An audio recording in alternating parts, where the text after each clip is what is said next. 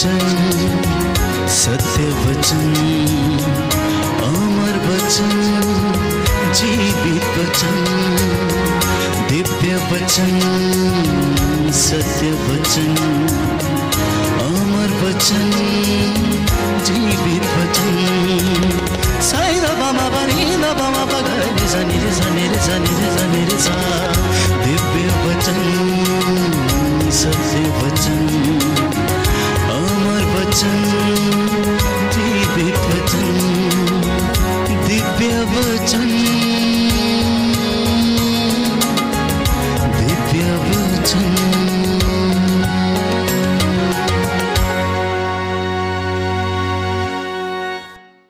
प्यारे भाइयों और बहनों, प्रभु ने आज कहा कि मेरे बच्चों से कहना कि मैं इनका जीवन बदल सकता हूं और इनको मैं बदल दूंगा।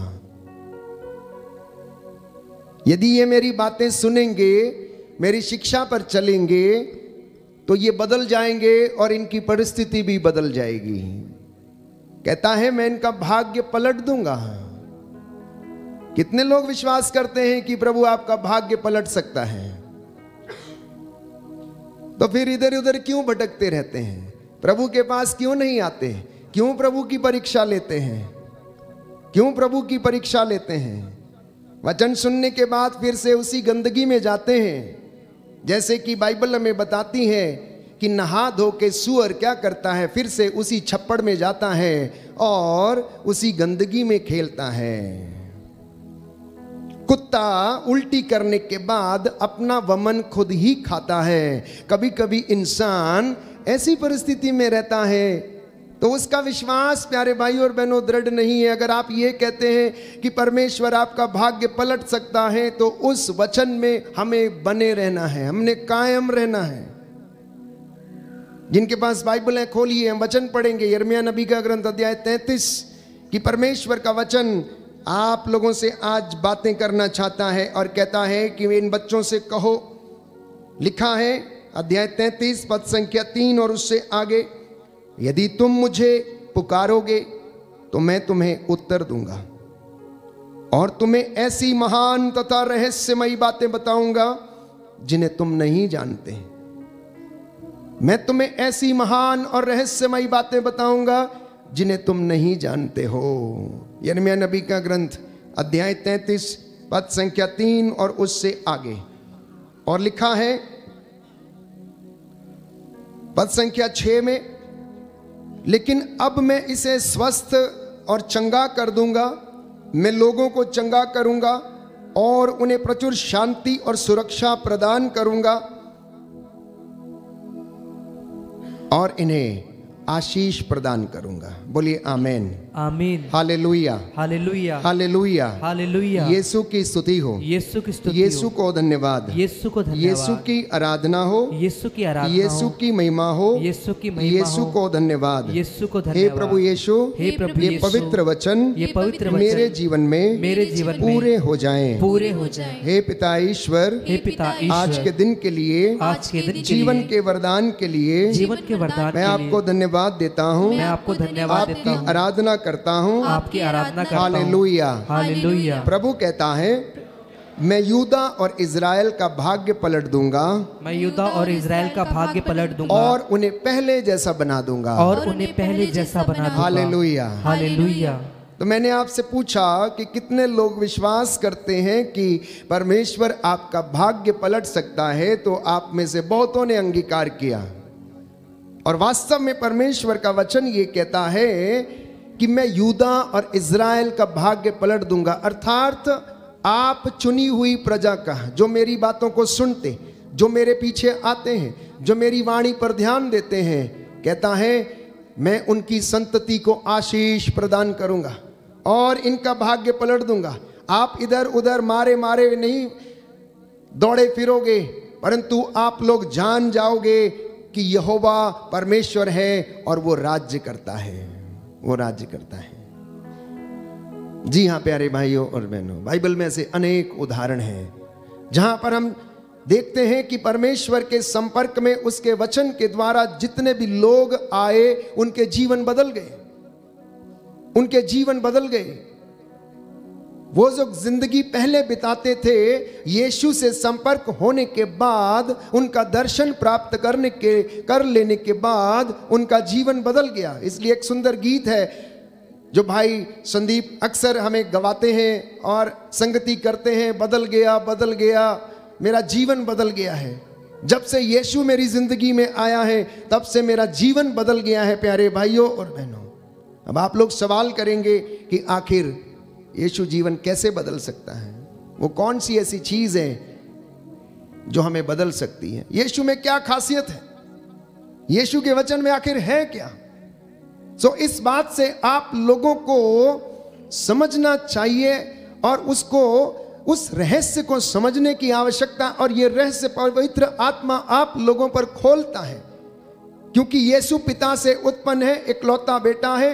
आदि में शब्द था, शब्द ईश्वर के साथ था और शब्द ही ईश्वर था। ईश्वर ने उसके अधिकार में सब कुछ डाल दिया है। वही महिमा और सम्मान का अधिकारी है। उसे भाग्य पर, हमारे जीवन पर, मृत्यु पर, भविष्य पर, भूतकाल पर, वर्तमान पर, पूरी सृष्टि पर, सबके ऊपर अधिकार है। अब जिस व्यक्ति को इन तमाम चीजों पर अधिकार हो, वो जो चाहे वो कर सकता है। विश्वास करते हैं नहीं करते हैं? करते हैं नहीं करते हैं? तो इसलिए बाइबल कहती है कि जो व्यक्ति ये विश्वास करता है कि ईसा मसीह ईश्वर का बेटा है, वो मुक्ति प्राप्त कर चुका है, उसे अनंत जीवन प्राप्त है, वो आजाद हो गया है, वो मृत्यु के पार जा चुका है। अब उसे परमेश्वर में बने रहने की आवश्यकता है। Hallelujah, hallelujah, hallelujah, hallelujah, hallelujah, hallelujah. हे प्रभु यीशु, मैं विश्वास करता हूँ, आप मेरा जीवन बदल देते हैं, हालेलुया। मैं आपको धन्यवाद देता हूँ, आपकी आराधना करता हूँ, आपकी महिमा गाता हूँ, जय जयकार करता हूँ, हालेलुया। यीशु मसीह की जो खासियत है, वो ईश्वर का इकलौता बेटा है, जिसने अपना लहू बहाकर आपको और मुझे पाप की दास्ता से छुड़ाया, गुलामी की दास्ता से उसने हमें आजाद किया, जिससे कि मैं और आप उसकी हुजूरी में बैठकर उसे आमने सामने देख सकें, उससे बातें कर सकें, वो हमारे बीच में रहे। उसके लहू में शिफा है प्यारे भाई और बहन, उसके लहू में जीवन है। इसलिए हमने गीत गाया, यीशु के लहू में नहा ले, जो शांति देता तुझे, जो चंगा करता तुझे, जो शिफा देता तुझे, वो लहू जिसको बहाकर आप खरीदे गए हैं। इसलिए जो कोई व्यक्ति ईश्वर का वचन सुनता, ईसा की वाणी को सुनता, वो बदले बिना नहीं रह सकता। एक सुंदर उदाहरण बाइबल हमें बताती है प्यारे भाइयों और बहनों, साउल के विषय में, कि साउल जब तक परमेश्वर को नहीं जानता था, यीशु को जब तक नहीं जानता था, अपने तरीके से जिंदगी जीता था। उसके अंदर अहंकार था, उसके अंदर घमंड था, उसके अंदर अत्याचार था। हालांकि वो विद्वान था, उसे संहिता के संपूर्ण ज्ञान था, संहिता से वो बहुत अच्छी तरह वाकिफ था, लेकिन उसके अंदर प्यारे भाइयों और बहनों अहंकार, ईर्ष्या, मसीहों के प्रति ईर्ष्या, उन पर अत्याचार करना, उनको मारना, उनको काटना, उनको प्यारे भाइयों और बहनों नष्ट करना, ये उसके अंदर भरा हुआ था।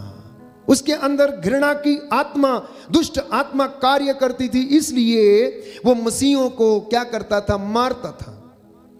और एक दिन प्यारे भाइयों और बहनों, जब वो दमिश्क के रास्ते पर जा रहा था, तो परमेश्वर ने उसे दर्शन दिया, यीशु ने उसे दर्शन दिया। साउल अपने आप में एक वीर योद्धा था, वो घुड़सवारी बहुत अच्छी तरीके से जानता था, वो तलवार चलाना बहुत अच्छे तरीके से जानता था। शायद उसके मन में यह घमंड रहा होगा, गर्व रहा होगा कि मुझे कौन गिरा सकता है, मुझे कौन क्या कर सकता है, मैं तो एक बहुत बड़ा वीर योद्धा हूं, मैं विद्वान हूं, मैं पंडित हूं, मैंने बहुत सारा ज्ञान हासिल किया है, मैं इस संहिता के एक एक वचन को जानता हूं।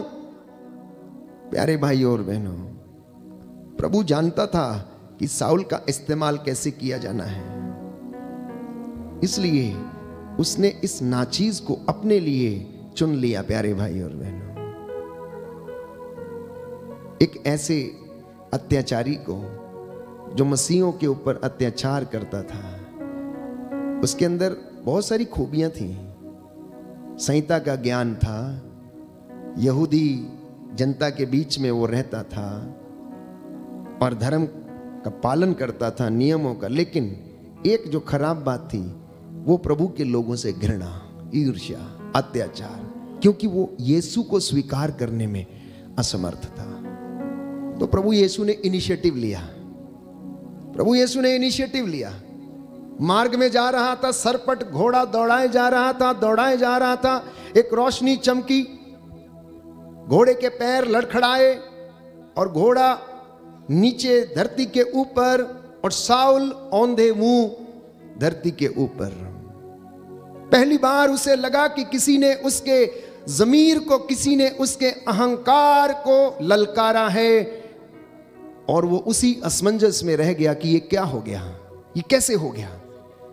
एक इतना बड़ा घुड़सवार, तलवारबाजी करने वाला इंसान, उसको आज तक कोई जमीन पर नहीं गिरा पाया। आखिर ये कौन सी ऐसी शक्ति है जिसने उसे जमीन पर गिरा दिया, घोड़े से नीचे गिरा दिया। और बाइबल कहती है एक रोशनी चमकी और वो आंखों से क्या हो गया, अंधा हो गया। वो देख नहीं पाया। एक आवाज आई, साउल साउल तुम मुझे क्यों सताते हो। प्यारे भाइयों और बहनों, समझ नहीं पाया साउल कि उसके जीवन में क्या हो रहा है। उसने सोचा ऐसे ही कोई आवाज आ रही है। उसने फिर पूछा, आप कौन हैं? बोले, मैं ईसा नाज़री हूं जिसे तुम सताते हो। प्यारे भाइयों और बहनों, बस वहीं से उसका परिवर्तन शुरू हो गया। और आज उस साउल की लिखी हुई किताबों को हम पढ़ते हैं, पूरी दुनिया पढ़ती है। प्यारे भाइयों और बहनों, पूरी दुनिया पढ़ती है। जो पत्र उसने रोमियो को, कुरिन्थियों को, गलातियों को, फिलिपियों को, याकूब को, योहन को जो पत्र लिखे, कलीसियाओं को जो पत्र लिखे, प्यारे भाइयों और बहनों, उनके विषय में हम पढ़ते हैं। अब प्रभु यीशु ने उससे कहा, उठो और जाओ, अनानियस के घर में जाओ। और वहां पर अनानियस को आदेश दिया गया, उसे बताया गया कि क्या करना है, किस तरह से उसका अभिषेक करे जिससे कि उसकी दृष्टि वापस आ जाए। तो प्रभु यीशु ने इनिशिएटिव लिया। ये प्रभु यीशु का जोर था, ये पवित्र आत्मा की ताकत थी, जो कि आपका भाग्य बदल सकती है, आपका जीवन बदल सकती है जब आप ना समझ रहे हो। इसलिए मैंने वचन में पढ़ा आपके लिए यिर्मयाह नबी का ग्रंथ, अध्याय 33 पद संख्या 6 और उससे आगे उसका दूसरा भाग, कि मैं तुम्हारा भाग्य पलट दूंगा। दाहिना हाथ उठाकर अंगीकार करेंगे, हालेलुया हालेलुया। हे प्रभु यीशु, हे प्रभु यीशु, मैं विश्वास करता हूँ आप मेरा भाग्य पलट सकते हैं, आप मेरा भाग्य पलट। Hallelujah hallelujah. मैं अपना पुराना जीवन त्याग देता हूँ, अपने जीवन से, अपने परिवार से, बुराई को डिस्कनेक्ट करता हूँ, हालेलुया हालेलुया। हे प्रभु यीशु, मेरे जीवन को बदल दीजिए, तेरी इच्छा मेरे जीवन में पूरी हो जाए, आमीन आमीन। Hallelujah hallelujah hallelujah hallelujah. तो बाइबल हमें बताती है कि जो यीशु की शिक्षा को स्वीकार करता है उसे अनंत जीवन प्राप्त है। क्या है? क्या है? कैसे अनंत जीवन प्राप्त है? जो यीशु की शिक्षा स्वीकार करता है, जो यीशु की शिक्षा को स्वीकार करता और उस पर चलता है, उसे अनंत जीवन प्राप्त है। योहन का सुसमाचार अध्याय 5 पद संख्या 24, सुंदर वचन है। यह वचन किसी व्यक्ति के नहीं परंतु स्वयं प्रभु यीशु मसीह के वचन है, प्यारे भाइयों और बहनों। और यीशु ने कहा अध्याय 5 पद संख्या 24 में कि मैं तुम लोगों से यह कहता हूं, जो मेरी शिक्षा सुनता और जिसने मुझे भेजा उसमें विश्वास करता है, उसे अनंत जीवन प्राप्त है, वह दोषी नहीं ठहराया जाएगा, वह तो मृत्यु को पार कर जीवन में प्रवेश कर चुका है। बोलिए आमेन आमेन। दाहिना हाथ उठाकर मेरे पीछे दोहराइए, हालेलुया हालेलुया। प्रभु कहता है मैं तुम लोगों से ये कहता हूँ, से यह जो कहता मेरी हूँ, शिक्षा सुनता, जो मेरी शिक्षा सुनता और जिसने मुझे भेजा, और जिसने मुझे भेजा उसमें विश्वास करता है, उसमें विश्वास करता उसे है, अनंत जीवन प्राप्त है। उसे अनंत जीवन प्राप्त वह है। दोषी नहीं ठहराया जाएगा, वह दोषी नहीं ठहराया जाएगा। वह तो मृत्यु को पार कर वह तो मृत्यु को पाकर जीवन में प्रवेश कर चुका है। जीवन में प्रवेश कर चुका है। Hallelujah, hallelujah, hallelujah. हालेलुया। लेकिन कई लोग यीशु मसीह को जानने के बावजूद दूसरा जीवन जीते हैं, इसलिए वो अभी तक प्यारे भाइयों और बहनों क्या है, प्रभु के साथ जुड़े हुए नहीं हैं। इसलिए उनमें जीवन नहीं है, इसलिए उनमें कष्ट है, परेशानियां हैं, चिंताएं हैं, दुख है, बीमारी है, बहुत सारी समस्याएं उनके जीवन में है। हमेशा निराश रहते हैं, नकारात्मक सोच से भरे रहते हैं। यीशु मसीह को जाना लेकिन उसमें दृढ़ता पूर्वक विश्वास नहीं किया। तो बाइबल ही कहती है कि यीशु मसीह के वचन को दृढ़ता पूर्वक सुनना, उस पर ध्यान देना और उसमें बने रहना, तो प्यारे भाइयों और बहनों आपको अनंत जीवन प्रभु प्रदान करेगा। बोलिए आमेन, आमेन, हालेलुया, हालेलुया, हालेलुया, हालेलुया। क्यों प्रभु यीशु ये कहता है? तो अगर आप वचन पढ़ेंगे यूहन्ना का सुसमाचार अध्याय 10 पद संख्या 7 में, तो प्रभु यीशु ने स्वयं कहा कि भेड़शाला का द्वार मैं हूं। क्या हूं? भेड़शाला का द्वार है। कौन है? यीशु मसीह है। भेड़शाला का द्वार जिसमें भेड़ें रहती हैं, अर्थात आप लोग जो विश्वासी हैं, ये प्रभु की चुनी हुई भेड़ें हैं और उन भेड़ों को स्वर्ग राज्य में ले जाने के लिए एकमात्र रास्ता है प्रभु यीशु मसीह। इसलिए उसने स्वयं जब ये कहा कि भेड़शाला का द्वार मैं हूं, और पद संख्या 9 में वो कहता है मैं ही द्वार हूं, यदि कोई मुझसे होकर प्रवेश करेगा तो उसे मुक्ति मिलेगी। यदि कोई व्यक्ति मुक्ति प्राप्त करना चाहता है, स्वर्ग राज्य जाना चाहता है, तो उसे ईसा से होकर जाना पड़ेगा, क्योंकि ईसा जो पवित्र था, जो सच्चा था, उसने अपना पवित्र लहू बहाकर आपके लिए प्यारे भाइयों और बहनों उद्धार प्राप्त किया है, आपके लिए मुक्ति प्राप्त की है। उसके कोड़े खाने, उसके घावों के द्वारा आप चंगे हुए हैं। और वो प्रभु यीशु कहता है कि अगर कोई स्वर्ग राज्य में प्रवेश करना चाहता है तो उसे मुझसे होकर जाना पड़ेगा, क्योंकि मुझसे होकर गए बिना कोई भी पिता के पास नहीं आ सकता है।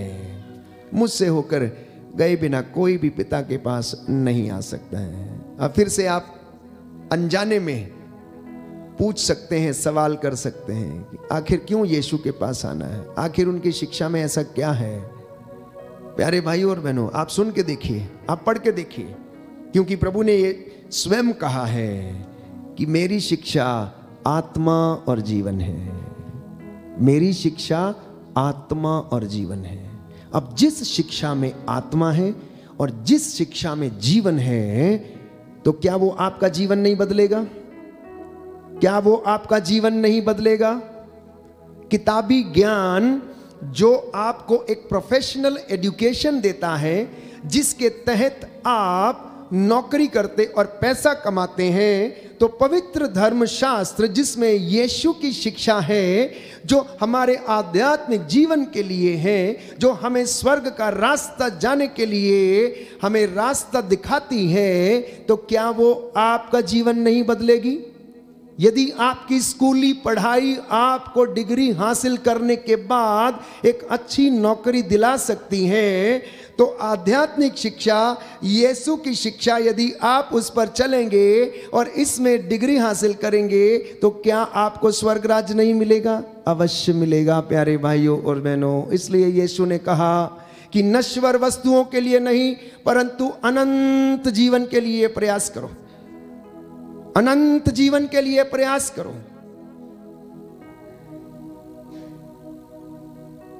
जैसा मैंने आपसे कहा कि एक व्यक्ति जो इस दुनिया से संपत्ति को स्वर्ग में लेकर जाना चाहता था,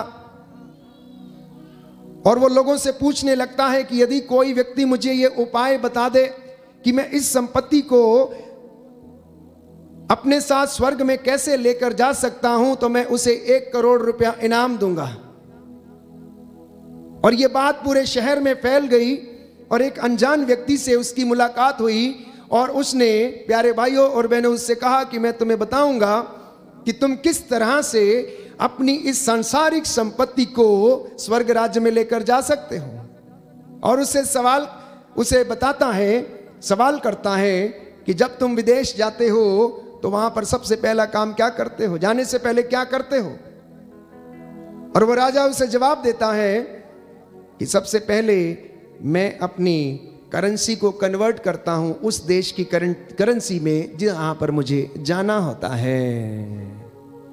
प्यारे भाइयों और बहनों, यदि आपको इस देश से दूसरे देश में जाना है तो सबसे पहले आपको अपनी करेंसी को उस देश की करेंसी में कन्वर्ट करना है। यदि आपने वहां पर एंजॉय करना है, यदि वहां आपने अच्छे से रहना है और आपकी सुख सुविधाओं का ध्यान रखना है, तो आपको, अगर आप भारतीय हैं तो भारतीय रुपए को अमेरिका जाने के लिए डॉलर में कन्वर्ट करना पड़ेगा, क्योंकि भारत का रुपया भारत में चलता है और अमेरिका का रुपया, डॉलर अमेरिका में काम करता है। तो इसलिए संसार की चीज़ें संसार में चलती हैं। इसको कन्वर्ट करना है तो इसे स्वर्गीय बातों में, धार्मिक बातों में, सेवा के कामों में कन्वर्ट कर लीजिए और ये आपके साथ जाएगी।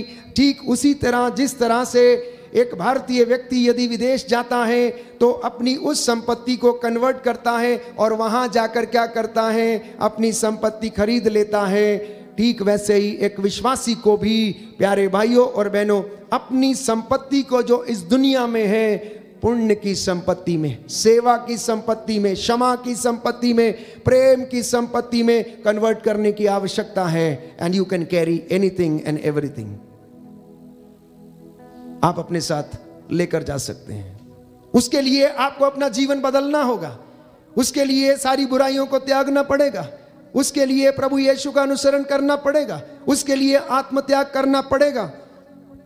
और मैंने कहा कि आप सवाल कर सकते हैं कि आखिर यीशु के बातों में ऐसी क्या बात है। आप पढ़िए और आप स्वयं, आपको पता लग जाएगा कि यीशु की शिक्षा में आखिर ऐसी कौन सी चीज है। यीशु ने कहा, मेरे शब्द आत्मा और जीवन है। बोलिए आमेन। हे प्रभु यीशु, मैं इन वचनों को ग्रहण करता हूँ। Hallelujah, hallelujah, hallelujah. दूसरा संदेश, उनके वचनों में अनंत जीवन का संदेश है। उनके वचनों में अनंत जीवन का संदेश है। जो उसकी वाणी सुनते हैं उनके जीवन बदल जाते हैं। जो उनकी वाणी को सुनते हैं, जो उसकी आवाज को सुनते हैं, उनके जीवन बदल जाते हैं और परमेश्वर उनके भाग्य को पलट देता है।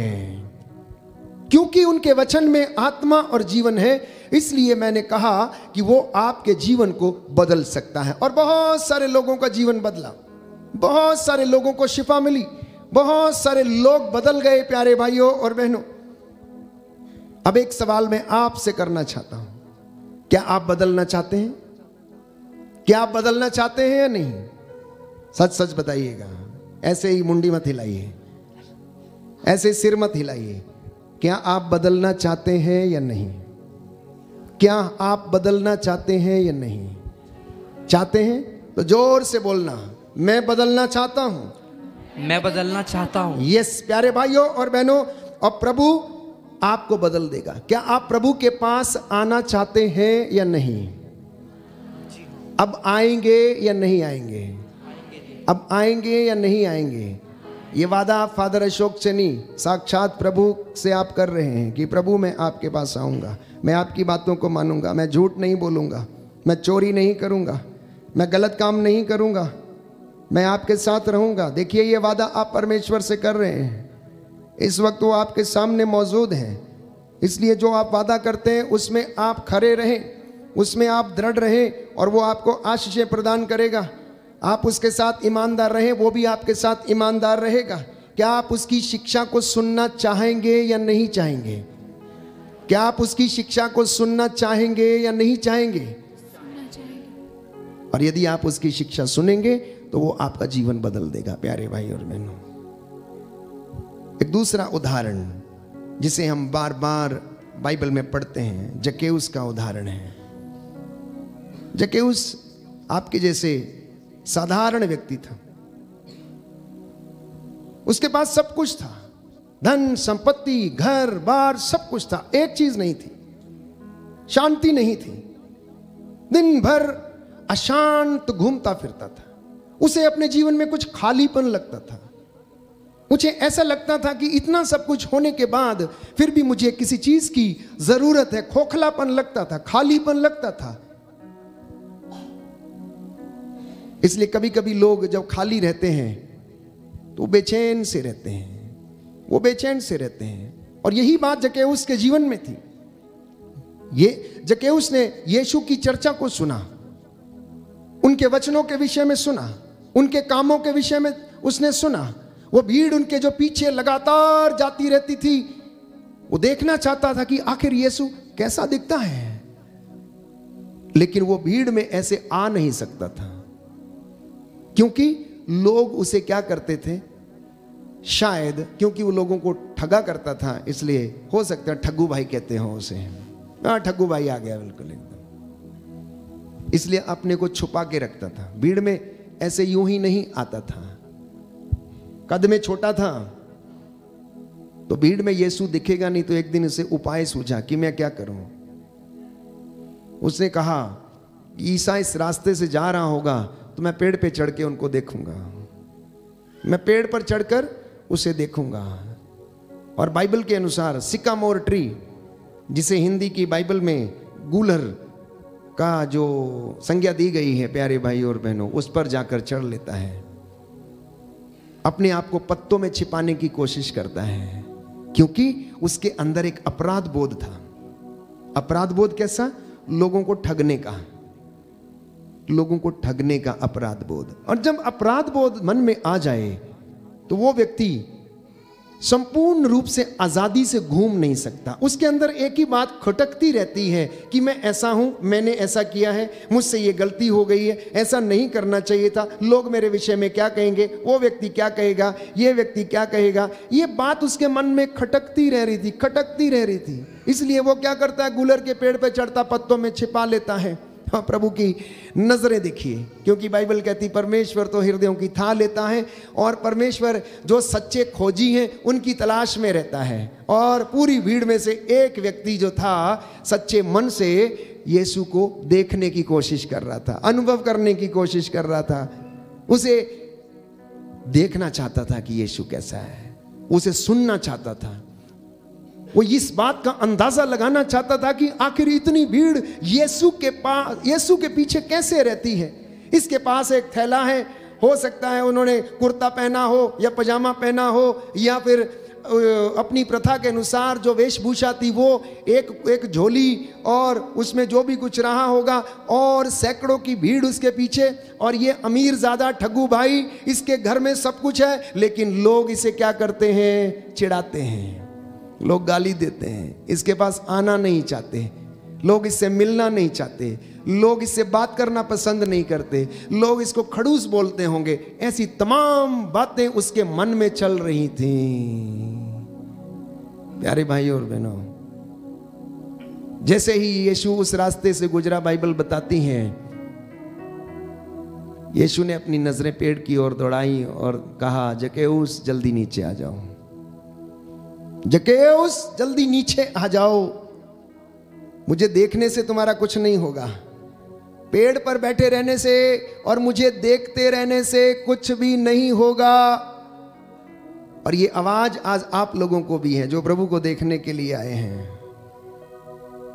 ये आवाज आज आप लोगों को दी जा रही है, ओ एंथोनी, ओ सामुएल, ओ दीपक, मुझे देखने से तुम्हारा कुछ नहीं होगा, तुमको मुझे अपने घर में लेकर चलना पड़ेगा, मुझे तुम्हारे घर में रहना पड़ेगा, क्योंकि तुम्हारे घर में टूटी फूटी हैं चीजें, तुम्हारा घर टूटा फूटा पड़ा हुआ है, मैं उनको आकर ठीक करूंगा। जैसे आप एक मिस्त्री को लाते हैं अपना घर रिपेयर करने के लिए, यीशु आपके टूटे फूटे आध्यात्मिक जीवन को आकर ठीक कर देगा। इसलिए यीशु ने कहा, जक्केउस जल्दी नीचे आओ, मुझे देखने से तुम्हारा कुछ नहीं होगा, यूं ही मुझे बैठ कर देखते रहोगे, कुछ नहीं होगा, मुझे तुम्हारे घर में चलना पड़ेगा, मुझे तुम्हारे घर में आना पड़ेगा, तुम्हारे घर में रहना पड़ेगा, क्योंकि जहां मैं हूं वहां अनंत जीवन है, जहां मैं हूं वहां पर शिफा है, जहां मैं हूं वहां चंगाई है, जहां मैं हूं वहां उन्नति है, और जहां मैं हूं और मेरे वचन है वहां पर शैतान अपना कार्य नहीं कर सकता।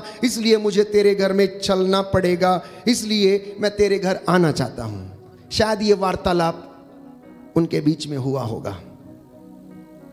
ये बातें बाइबल में नहीं कही हैं, अगर इनको हम समझने की कोशिश करें तो ये बातें अवश्य हुई होंगी उनके बीच में। हालांकि बाइबल में इस विषय में नहीं लिखा है। प्यारे भाइयों और बहनों, जब दो लोगों में बातचीत होती है तो अनेक बातें होती हैं। जक्कैउस का इतना आश्चर्य हुआ, अरे ये आदमी मेरा नाम जानता है, ये कैसे हो सकता है? ये मेरा नाम जानता है, इसका मतलब ये मेरे कामों को भी जानता है, इसका मतलब ये भी जानता है कि मैंने किसको ठगा है, किसको क्या किया, किसको मैंने नुकसान पहुंचाया है। वो असमंजस में पड़ गया प्यारे भाई और बहन। उसने आओ नहीं देखा, ताओ नहीं देखा, उसने विश्वास किया कि वास्तव में ये कोई महान व्यक्ति है, इसलिए वो यीशु को लेकर अपने घर गया।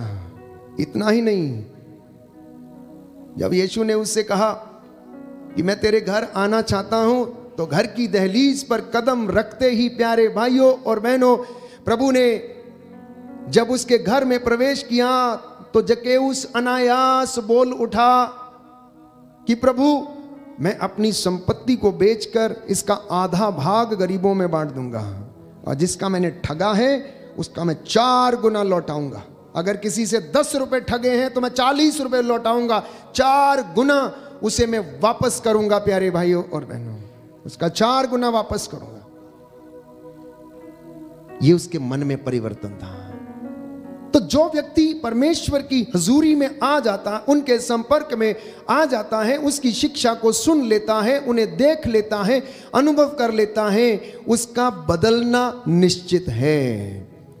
उचित समय आने पर परमेश्वर उसके जीवन में कार्य करने लगता है, और जक्कैउस का जीवन बदल गया। और यीशु ने कहा कि आज इस घर में क्या हुआ है? शांति आई, उद्धार आया, चंगाई आई है, और जक्कैउस का जीवन बदल गया।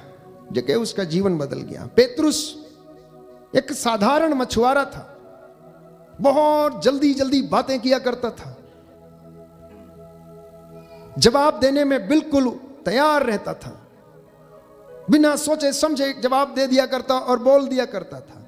एक साधारण मछुआरा, ना ज्यादा पढ़ा लिखा था। प्यारे भाइयों और बहनों, प्रभु उसे बुलाता है, इतना उतावला रहता है, लेकिन उसका जो पहला नाम था वो था, क्या नाम था उसका? क्या नाम था पहला नाम जो? शिमोन। प्रभु यीशु ने पेतरुस नाम कैफा अर्थात चट्टान जो था वो बाद में दिया। पेतरुस, तुम चट्टान हो, और इस चट्टान के ऊपर मैं अपनी कलीसिया का निर्माण करूंगा। ये सब कैसे हो गया? कैसे बदल गया? पेतरुस के स्वभाव को समझने की कोशिश करेंगे हम।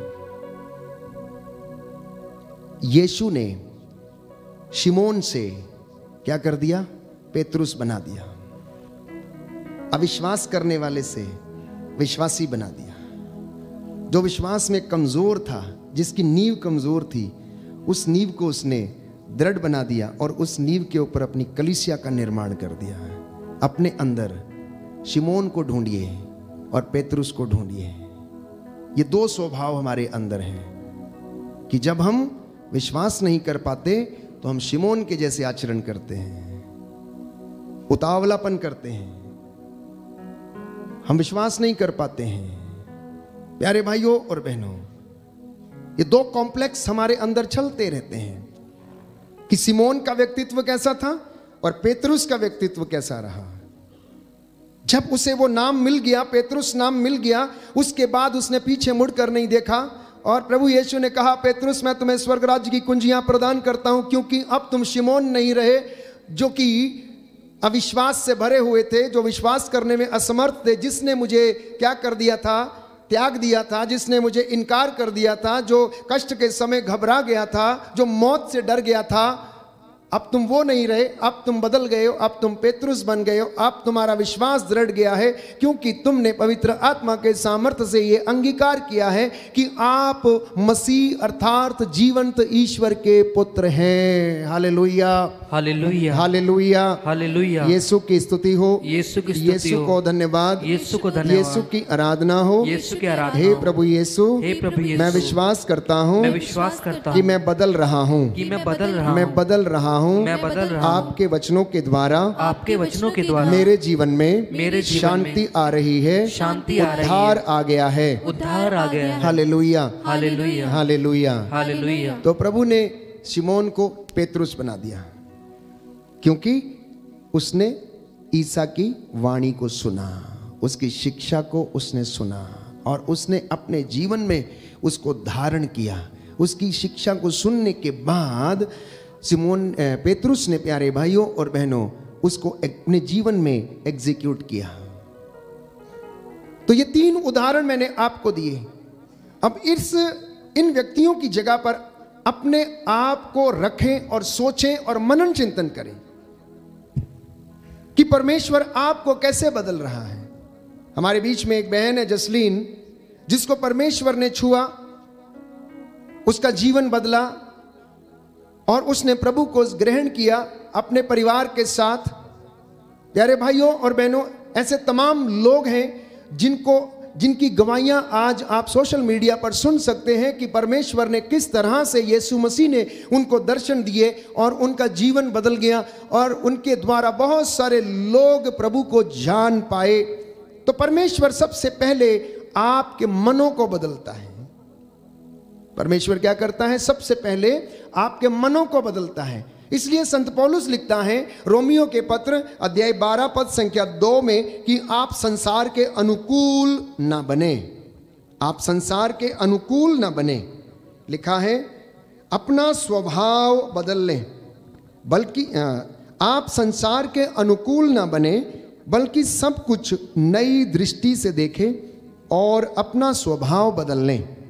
इस प्रकार आप जान जाएंगे कि ईश्वर क्या चाहता है और उसकी दृष्टि में क्या भला, सुग्राह्य तथा सर्वोत्तम है।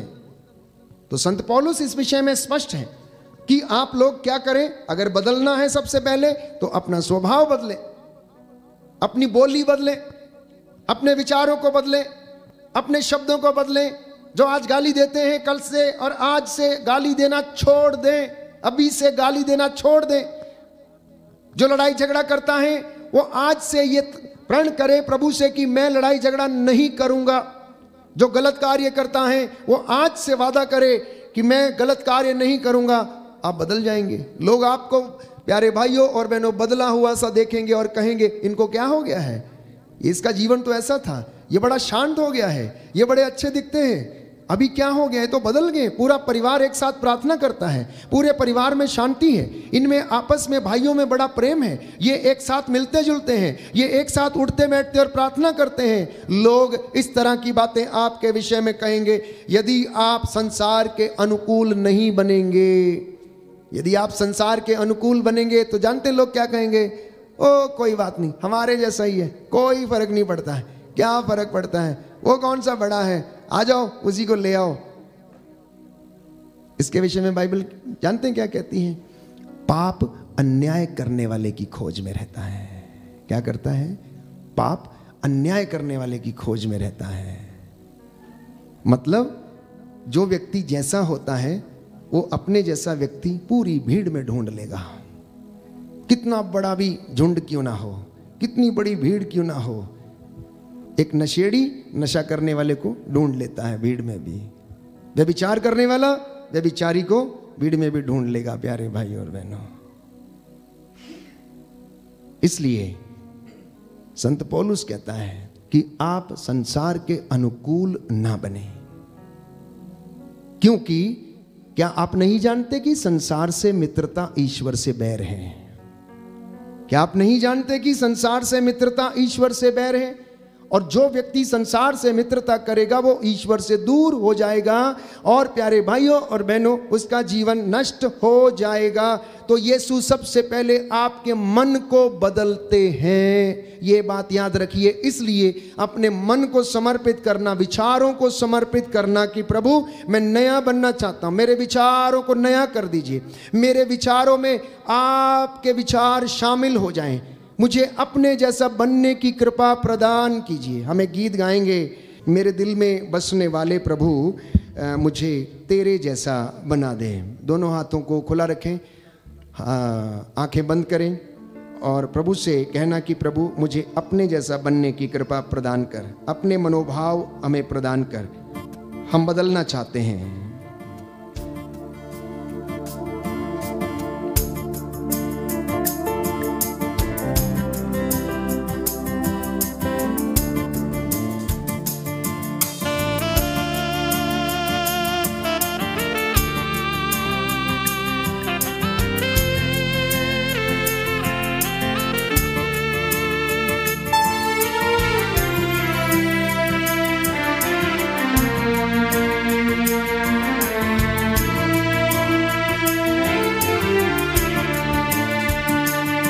मेरे दिल में बसने वाले प्रभु मुझे तेरे जैसा बना दे। मेरे दिल में बसने वाले प्रभु मुझे तेरे जैसा बना दे। मेरे दिल में बसने वाले प्रभु मुझे तेरे जैसा बना दे। मेरे दिल में बसने वाले प्रभु मुझे तेरे जैसा बना दे। तेरे प्रेम से मुझे भर दे, तेरे प्रेम से मुझे भर दे। तेरी शांति से मुझे भर दे, तेरी शांति से मुझे भर दे। मुझे तेरे जैसा बना दे, मुझे तेरे जैसा बना दे। मेरे दिल में बसने वाले प्रभु मुझे तेरे जैसा बना दे। मेरे दिल में बसने वाले प्रभु मुझे तेरे जैसा बना दे। तेरी ज्योति से मुझे भर दे, तेरी ज्योति से मुझे भर दे। तेरी शांति से मुझे भर दे, तेरी शांति से मुझे भर दे। मुझे तेरे जैसा बना दे, मुझे तेरे जैसा बना दे। मेरे दिल में बसने वाले प्रभु मुझे तेरे जैसा बना दे। मेरे दिल में बसने वाले प्रभु मुझे तेरे जैसा बना दे। तेरी शक्ति से मुझे भर दे, तेरी शक्ति से मुझे भर दे। तेरी मुक्ति से मुझे भर दे, तेरी मुक्ति से मुझे भर दे। तेरे आत्मा से मुझे भर दे, तेरे आत्मा से मुझे भर दे। तेरे आनंद से मुझे भर दे, तेरे आनंद से मुझे भर दे, मुझे तेरे जैसा बना दे, मुझे तेरे जैसा बना दे। तेरे दिल में बसने वाले प्रभु, मुझे तेरे जैसा बना दे। मेरे दिल में बसने वाले प्रभु,